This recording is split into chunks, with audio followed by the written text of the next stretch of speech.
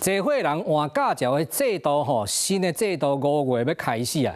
这个年会对你75岁换照，即马改做70岁都要换照啊。所以你要符合体检的规定啦。真侪病院常拢真侪人来看眼科来做白内障的手术，因为有一寡人嘛70岁啊，伊想要继续开车，伊要通过这个体检，所以赶紧的拢来眼科做手术啊。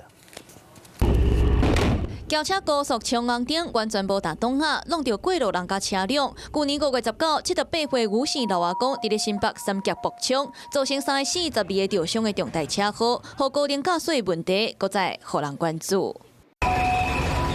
交通部就推出新制度，5月1日开始，高龄换照的年费规定为75岁改到70岁，需要通过身体检查。其中实力要求2蕊目睭无挂目镜要有0.6以上，6蕊要有0.5以上。最近不少特别70岁轻度白内障患者，为了符合体检的规定，开始挂眼科，提早接受白内障的手术。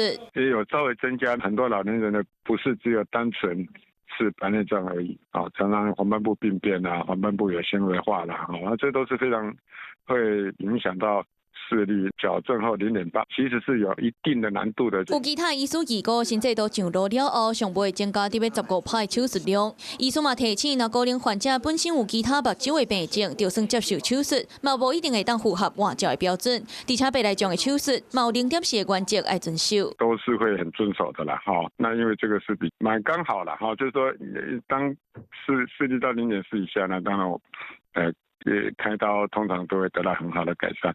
你视力如果是譬如说0.7，你开刀只希望它进步到0.8、0.9，它可能没有感觉那么的明显。受到健保总业的限制，医师工会全联会长期严格来控制白内障手术的数量，当年的增加控制伫5%，敢若会当比前一年增加大约5000例。不过驾照的新制度上路了后，预估当年会增加伫2万的患者，要安怎来平衡，会成做一个大难题。 你好，我是宋彦明。想掌握最及时的新闻资讯吗？赶紧订阅、按赞、开启小铃铛，锁定华视新闻 YouTube 频道。